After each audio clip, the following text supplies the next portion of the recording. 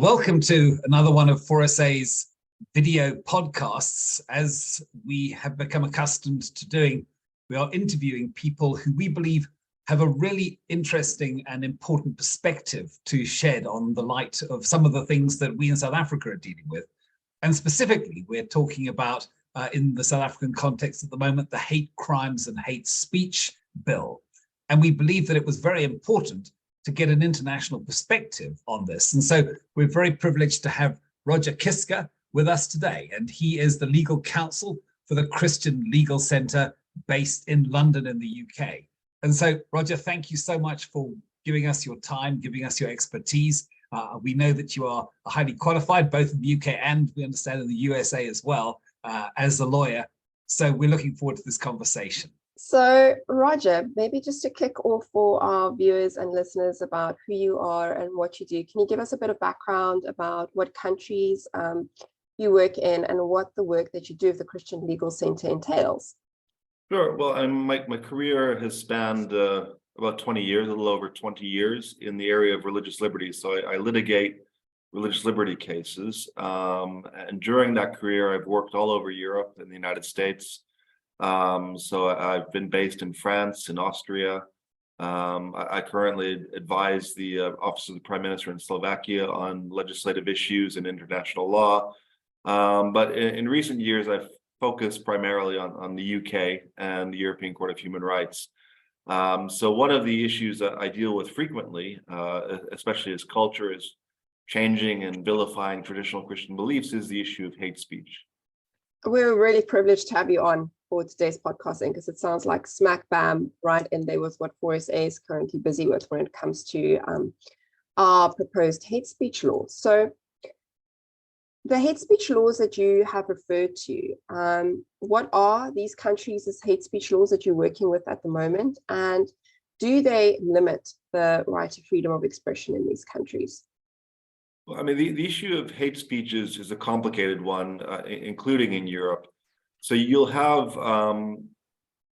each country in the Council of Europe, and there's 46 countries in the Council of Europe. There used to be 47 until Russia was removed recently. They will all have some sort of hate speech legislation, each and every one of them. And the overarching requirement is that those laws be in line with the European Convention on Human Rights.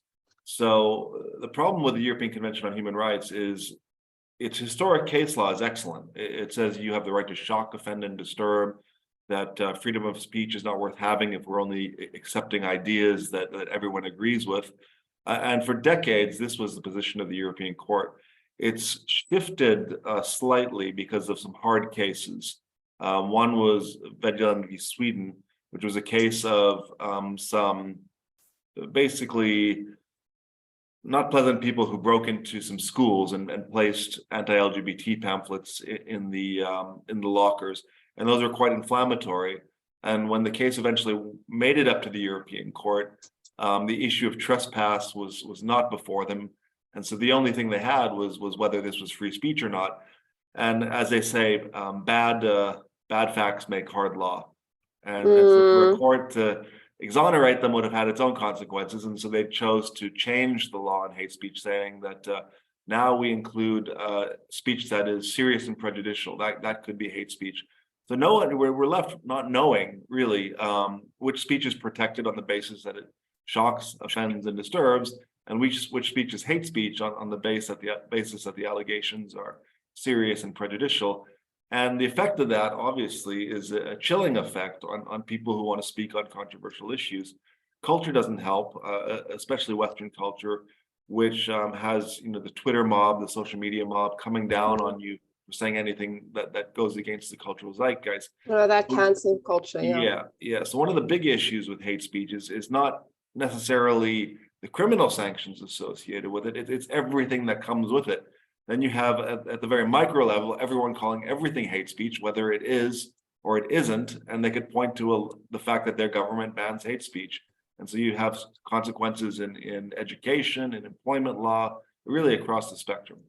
So it's like a case in point about when the law is unclear, it actually has a cascading down effect to people silencing themselves because they don't want to accidentally fall foul of this law. So I just want to make sure that I understand things clearly. So the case law that came out of the European Court of Human Rights that said that hate speech includes speech that is serious and prejudicial in nature. That binds all of the 46 member states of the Council of Europe? It does, but it's an unworkable solution, because then you're having judges go by fact, case by case on a factual basis, and they're determining what's serious and prejudicial, according to their own subjective beliefs on the issue. And those beliefs are heavily, we found heavily colored by culture and what culture believes. And so if something is out of step with culture, for example, traditional Christian beliefs, they may lean towards saying, well, that's hateful towards vulnerable communities. Yeah, I think one thing that we've always said here right from the beginning when we've been dealing with these things is that if you don't have clear and objective boundaries, then hate speech becomes something which is basically a club that you can beat just about anybody with for just about any reason that you don't like. In other words, hate speech literally becomes speech that I hate. And once you remove the objective standards, then you're in a context whereby you have far less free speech. In fact, you may end up having no free speech, because who knows if the criteria for evaluating it is just purely subjective. Do I feel prejudiced by it? Is it offensive to me? Is it contrary to the political or cultural norms of the day?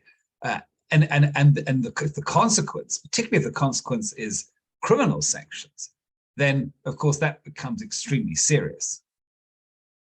Yeah, absolutely. And I think some examples from the UK might be helpful. And again, they go across the spectrum. So we've had a number of street preachers who have been arrested. We've had on 2 occasions prosecutors say that in certain circumstances the Bible could be hate speech in modern England, and there's acquittals almost 100% of the time. Most of the time, those cases aren't even brought. But the fact that these folks are being arrested has a huge chilling effect. It also shows that the police don't understand the law, because they're arresting with impunity based on what they disagree with. Another example would be any number of individuals who have tweeted something in their private capacity or put something on Facebook about issues of public concern, like LGBT education, who have then been fired from their jobs for bringing their employer into disrepute simply for expressing those beliefs, or because of the fact that view was deemed to be hateful against society in general. So it is problematic. Are you basically saying then that if I tweet something in my private capacity on my private Facebook page, my employer in the UK, say, actually has the right to fire me from my job? You'd be shocked at the frequency it's happening with now. I mean, we have one case with a teacher who tweeted 2 things which were quite anodyne, really. One was about her shock that her kids will be exposed to LGBT education in primary school, and the other was inviting them to sign a petition, which eventually garnered over, I think it was over 500,000 signatures or something like that, and became an issue that Parliament was then required to debate. And for that, she was fired from her job for being anti-LGBT. So these things are very real in the UK. And you would say that it's hate speech legislation that's being used all the time, or do you just think this is the self-censoring that happens within society, even if it's not hate speech cases that's being brought? Well, I mean, the issue with the hate speech criminal legislation is it's poorly defined. So as I said, with that's a criminal issue where people are getting arrested. And not even that people are being referred in their employment to PREVENT, which is the anti-terrorism, anti-extremism body in the UK, for expressing traditional Christian views. And then you have the employment issue. So there's multiple layers here. Some of it's criminal, others are an outworking of the fact that there's criminal legislation defining certain things as hateful. And then it's just in the eye of the beholder, what is hateful, and employers, educators, whoever is saying, well, that's hateful. That's hate speech, whether it's criminally defined or not, and we're going to deal with it as such. Yeah, I'm just trying to understand the lay of the land here in terms of the law, because you've got all of these international covenants and treaties that protect freedom of expression that protect religious freedom, and that all of these countries have ratified. That's supposed to be captured in their domestic legislation. And then you've got the case law coming out of the European Court of Human Rights that talks about serious and prejudicial speech being hate speech and not being allowed. So I'm assuming that in their domestic laws, these countries have classified hate speech, and it's different classified in each country. And some countries have criminalized it. In some countries, it's just a civil offense. So when you're talking about the street preachers being arrested in the UK, I'm assuming that's under a public order disturbance criminal offense, not so much a hate speech law. Yeah, but so it's... But that is de facto hate speech, and there are criminal sanctions, including imprisonment for it. So I'm trying to understand the lay in Europe. So it seems like even Europe itself is struggling with how to deal with this, and how at the same time to protect religious freedom and freedom of expression, which are foundational rights to democracy that you need, and how to protect offensive views that shock, offend, and disturb, which you have also said the European Court of Human Rights has said is protected speech. So where's the line between offensive, shocking, and disturbing and seriously prejudicial? And should seriously prejudicial be criminalized? Yeah, and that's the big issue, is who draws that line, who makes that distinction. And it's a philosophical question that people grapple with. But the reality is, as one grows, as the concept of hate speech grows and encompasses society, freedom of religion diminishes. And what we see all the time now is, this idea that freedom of religion is a qualified right, that you can't offend people based on your freedom of religion. And you're free to believe whatever you want, but when you manifest that belief, then hate speech is engaged. And so it's really, so basically keep it to your said, living room. You said it, that's what it becomes. And it's a distinction without a difference, really. I think one of the things which is very concerning to hear you say, of course, is that it would seem to be the case that the institutions of state, the law enforcement specifically, are actually being activated and even weaponized against people of faith. And maybe you could, because you mentioned there have been multiple arrests, but can you give some indication of like how many arrests that you're aware of that have happened in the UK for this type of thing? I can only go by the numbers that we have internally, and we get frequent calls from street preachers who have been arrested. We've had calls from people who have just had the police show up at their door asking them questions. And another issue that sprung out of the UK is that they have these non-criminal offenses that are still put on your DBS record, so that when you go to an employment check, it shows that you've had a non-criminal incident where the police have come and investigated you for potential hate speech. And obviously that's going to make you unemployable as well. So even when you're innocent, you're guilty. So it's also numbers, but it's process. It's how it's being done. And, the fact that speech that 20 years ago we considered to be absolutely appropriate is now being vilified as hateful. And I'm specifically referring to speech in relation to freedom of religion. We have obviously very concerning situations arising in South Africa, where we are in a real sense a religious nation. When you look at our census, something close to 80% of the population and subscribe to be Christian, and beyond that there are other faiths.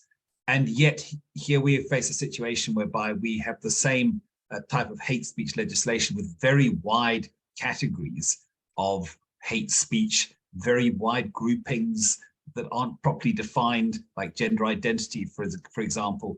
We have a rising tide of the whole sort of sexual orientation, gender identity, ethos or culture being pushed into our educational systems. And the concern is, of course, that people who would in a very well-meaning way, very respectful way, simply have an alternative view, or perhaps specifically not want that type of educational ethos to be imposed on their children, speaking out against this type of thing, obviously when laws are in place that actually sanction it from a criminal point of view, can be extremely chilling, as you say. Yeah, absolutely. I couldn't couldn't express it better than that. And it has had a tremendous chilling effect, not just in the UK, but elsewhere in Europe. You've seen it in the US and Canada, and it's created a culture where people are marginalized for their views and beliefs, and that's literally the opposite of democracy. And one of the things you mentioned also resonated, and that's with gender identity. So that the flip side of hate speech is compelled speech. People are being forced, sometimes criminally, sometimes just to keep their job, to use pronouns, even though they're doing so against their conscience and their beliefs. So, I mean, I'm just thinking about one of the judgments that was written by South Africa's Constitutional Court by erstwhile Justice Sachs in what was his dissenting judgment in a case that had to do with religious freedom. It had to do with someone who wanted to get admitted as an attorney, but he was Rastafarian. So that meant that he was using marijuana, commonly known in South Africa as dacha, for religious purposes, but that was in contravention of the criminal law back in that time. So he applied, challenging this. And Justice Sachs actually said something that stood out to me recently when I reread that judgment, which is that intolerance may come in various forms, and at its most spectacular and destructive, it involves the use of power to crush beliefs and practices considered alien and threatening, which was something you referred to as aggressive targeting. And I mean, I'm just listening to you, and that sounds exactly what's happening now, is that these views are no longer welcome in the public realm. We have this undefined concept of seriously prejudicial floating around. And it seems to be like aggressive targeting of anyone that holds a view that whoever is the most vocal on social media and in the public realm disagrees with. And sometimes one wonders if the most vocal is the majority, or if it's just the loudest. Yeah. No, I think that's right. And we similarly had a decision in the UK in a case called Smith v. Trafford Housing, where the judge, he talked about these issues. He said that in a pluralistic society, we should be allowed to say things, knowing full well that someone with the opposite views on these intimate issues may be offended, but that's the price we pay for freedom of expression. And yeah, in a truly tolerant society, we expect that there is a diversity of views on both sides of the spectrum. That is the definition of tolerance and pluralism. Roger, maybe you could just take a minute to give us some of the sort of headline, highlight, perhaps lowlight cases that you have dealt with or that you are currently dealing with, where people have found themselves, perhaps even inadvertently, on the wrong side of the law. Well, of the criminal law or is it just the employment law? I think whether hate speech is involved, or whether right now I'm drafting a complaint to the European Court of Human Rights on behalf of a doctor who was fired from his government job because he didn't want to use pronouns. And his position is, I'm a Christian. I believe in the book of Genesis that God created man and woman, that's the creation order. I believe that it's harmful to be treating people who may be mentally ill. You don't know what the comorbidity is associated with the presentation, who may not be, but by giving a blanket restriction of saying you have to treat this person in a way which you think might be harmful for them, forcing that person to do so as a price for keeping their job. That's not what Europe should be about. We're working on a number of street preacher cases. We have historically. We have one right now at the European Court of Human Rights as well on behalf of 4 street preachers who were arrested any number of times. And the police actually released an ad in the local newspaper saying, if you see these guys preaching on issues that you think are offensive, let us know. So they were hounding them out. So that's the stuff we're dealing with. And then, stuff that I've seen, which is equally insane. There was a case in Austria a number of years ago where an old gentleman was cutting his grass and yodeling, which is something you do in Austria. And he was cited for hate speech for insulting the call to prayer. And he didn't appeal his judgment. He paid the fine. And so that was on the record books. Wow. For yodeling. For Yodel. Which is part of his honestly, culture. Yeah. You honestly, could have argued you're discriminating against me because of my culture and forcing me to not live out my culture in my country. And then that's becoming a thing too. People having to be embarrassed about their culture and their heritage just to appease a minority of people who disagree with that. And that's part and parcel of all of it. It's a changing of, the whole shift of it is meant to change how we think and how we view society. Yeah, I mean, you honestly can't make this stuff up. It's just hearing the examples that you're giving is quite remarkable. I think, Roger, one of the things that I'd like to ask you is, I mean, you're obviously at the coalface and you're dealing with these things and hearing about these things all the time.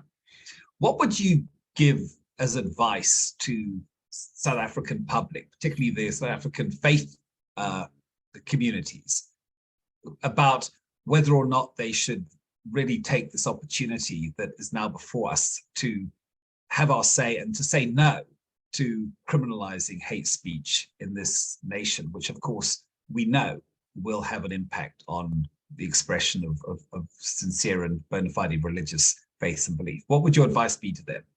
I'd say if you just open up, some international news sites online, and you see some of these cases, it's becoming quite prevalent in the Western world, that this is a real thing. It has real consequences for everyday people. That it's not just affecting those who are grossly offensive. It's really beginning to affect anyone who holds beliefs that are contrary to the cultural zeitgeist. I would say stay as far away from this as you can, because it's the opposite of freedom of expression. It's the opposite of tolerance. It is the imposition of a worldview that if you disagree with it, you are deemed to be hateful. And that's not what any democratic nation should be about. That's not freedom. Yeah, that's totalitarianism. That's exactly what that is, yeah. So speak up in numbers, and make sure that this thing, as far as you possibly can, does not proceed into law in this nation. That would be your message to us, I'm assuming. Numbers are always best in these situations. Be vocal, don't be ashamed, because your freedom is at stake. In Scotland, not too long ago, they were discussing hate speech legislation, which, even if it happened in your own home, you could be brought before a court. So if a parent didn't like what their child said, they could go to the prosecutor and say, well, that was hateful, or vice versa. If someone was walking and heard something in the window, I mean, that's the type of Orwellian society we're coming to. Well, Roger, that's what this bill would do, because it doesn't distinguish between private and public. So if I was to have a conversation with a family member around the dinner table, I could face a charge of hate speech. And the problem is, and I mean, our viewers will know this, is that hate speech in this law that wants to send you to jail for up to 8 years is so widely defined. It includes any speech that undermines social cohesion in South Africa. It includes speech that causes substantial emotional harm, like substantially hurt feelings. This is what we're looking at, and exactly what you're saying. And how do you quantify that? And that's why the state's not required to prove that there's actual harm suffered in the real world in terms of this proposed law. But I mean, it's exactly what you were just saying, is that it leads to the fact that what you say in your own home can even see you go to jail. And if what you say in your own home is contrary to the cultural zeitgeist that's out there, that offends it, that disagrees with it, you will be criminally prosecuted. Exactly. Here I'm sitting here in Bratislava, Slovakia right now. This is where my mother and father are from, and it wasn't that many years ago that Russian tanks were rolling down the streets, and you weren't allowed to speak your mind. There was secret police everywhere. It was a society where you were compelled to inform on others. And in 1989, they broke loose from that. So this is a country that now realizes the importance of freedom, and if people just look in their history books of the consequences of the suppression of freedom of speech, because it's the freedom of ideas, it's the freedom to change and to cause change, and that's what's being suppressed ultimately. And the thing is, the moment you decide that certain speech or certain ideas is no longer welcome in the public realm, all the power goes to that person or those people who decide what decides what is welcome and what isn't welcome in the public realm. So literally taking away free speech from everyone means that you're taking away freedom, means that you're taking away their power. Exactly. Ultimately, you're taking something where the aim was to protect a minority of people, and you're micromanaging the majority in doing so. Yeah, it really is the ultimate death knell of democracy if you take away free speech, because effectively in so doing, you're also taking away freedom of thought. And I'm also aware in the UK that there was recently a arrest of a woman who was praying silently close nearby to an abortion clinic, which is really, I think, perhaps the ultimate way that this is going. It is literally like the thought police. That is exactly what happened. Yeah, there's a new buffer zones where you're not even allowed to pray in front of an abortion clinic. So if they suspect you, even of praying in your head in front of an abortion clinic, you can be arrested. You look like you might have been praying in your mind. Yeah. So Roger, it's quite unbelievable. It's funny, I think back to the Gospels and to Israel at that time under Roman occupation, and the things that the apostles said, the things that Christ said, they would have been arrested in modern times for hate speech. So it's not, we haven't done great as far as progress in that area. If we're worse off now, 2,000 years later, 2000, yeah. Roger, this has been an absolutely fascinating conversation. And I think what you've done perhaps better than anybody is you've really given us sort of the shape of things that could become if we in South Africa don't wake up very quickly and start to push back against what we see as very draconian, very authoritarian, very chilling legislation that is designed specifically to shut down to a greater measure legitimate religious expression. So we really want to just take the moment to thank you sincerely for giving us of your valuable time, giving us of your experience. And we certainly wish you well for the fight for faith and freedom that you are at the forefront of in the UK and in the European Union. So thank you so much for your time and the valuable contribution you've made. We appreciate you. Thank you. It's been a pleasure. Good day. This is Daniela Ellerbeck, the Legal Advisor to Freedom of Religion South Africa. Remember to like and share this video, and then click on the subscribe button to make sure you never miss our video updates on vital religious freedom issues.